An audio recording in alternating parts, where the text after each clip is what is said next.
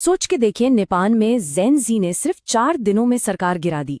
और ये कोई ऐसी क्रांति नहीं थी जो हथियारों से लड़ी गई हो। नहीं, ये क्रांति शुरू हुई थी स्मार्टफोन से।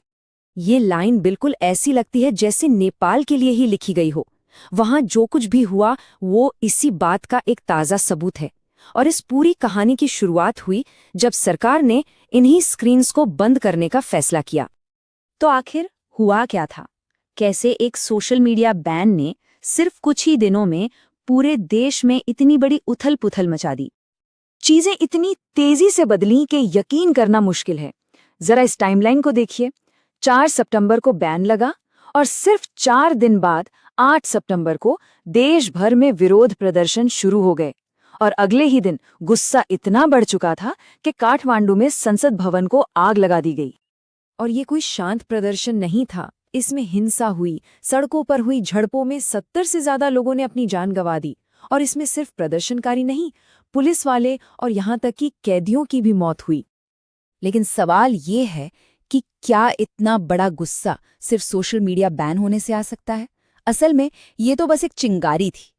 सोशल मीडिया बैन तो बस वो आखिरी तीली थी जिसने सालों से इकट्ठे हुए गुस्से के बारूद में आग लगा दी। असली वजह तो कुछ और ही थी और काफी गहरी थी।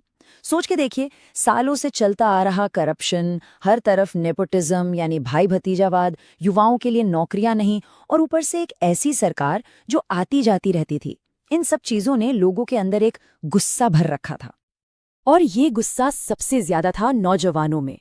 1 मिनट के लिए सोचिए, 20%, 8% जब देश के इतने युवा बेरोजगार होंगे तो इसका मतलब साफ है, हजारों यंग लोगों को हर रोज अपना देश छोड़कर काम ढूंढने के लिए बाहर जाना पड़ रहा था।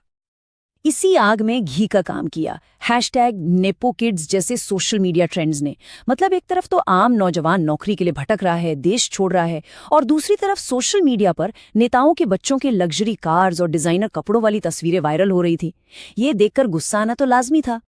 और इतना ही काफी नहीं था, एक के बाद एक बड़े बड़े करप्शन स्कैंडल सामने आ रहे थे। और ये कोई छोटी मोटी रकम नहीं थी, हम यहाँ हजारों करोड़ की बात कर रहे हैं।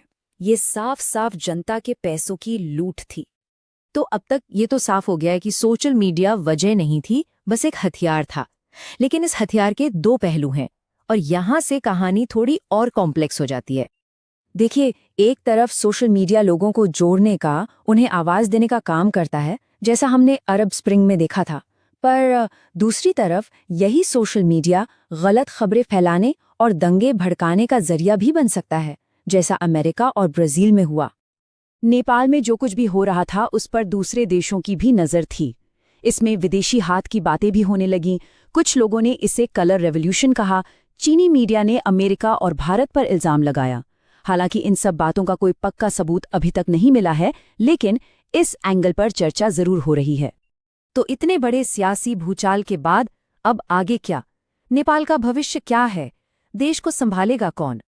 फिलहाल देश को संभालने के लिए एक नई अंतरिम सरकार बनाई गई है, और इसकी कमान है देश की पहली महिला प्रधानमंत्री सुशीला कार्की के हाथों में। उनकी टीम में भी कोई पारंपरिक पॉलिटिशियन नहीं है, बल्कि human rights lawyer, former finance secretary जैसे अनुभवी लोग हैं। मतलब एक टेक्नोक्रेट्स की टीम। और इस नई सरकार ने आते ही कुछ अहम कदम उठाए हैं, जैसे हिंसा में मारे गए लोगों के लिए शोक दिवस का ऐलान किया, पीड़ित परिवारों को मुआवजा देने का वादा किया, और पूरे मामले की जांच के लिए एक कमीशन बनाया। और सबसे जरूरी बात, 2026 में नए जनरल इलेक्शंस करवाने का ऐलान किया गया है। लेकिन नेपाल की ये कहानी सिर्फ नेपाल की नहीं है। ये एक आईना है जो दिखाता है कि आने वाले समय में सियासी बदलाव कैसे आ सकते हैं। ये जो नेपाल में हुआ, ये सिर्फ एक प्रोटेस्ट नहीं था, ये एक पावरफुल केस स्टडी है। ये दिखाता है कि आज की डिजिटल नेटिव जनरेशन, जिसे हम जेन ज़ी कहते हैं, अपने गुस्से को रियल वर्ल्ड पॉलिटिकल पावर में कैसे बदल सकती है, वो भी पुराने पावर स्ट्रक्चर्स को बाईपास करके। और यहीं पर एक बहुत बड़ा सवाल खड़ा हो जाता है। जब कोई क्रांति ऑनलाइन शुरू होती है तो असली ताकत किसके हाथ में होती है? क्या सरकार के, या जनता के, या फिर उस टेक्नोलॉजी के जिसे शायद कोई भी पूरी तरह से कंट्रोल नहीं कर सकता?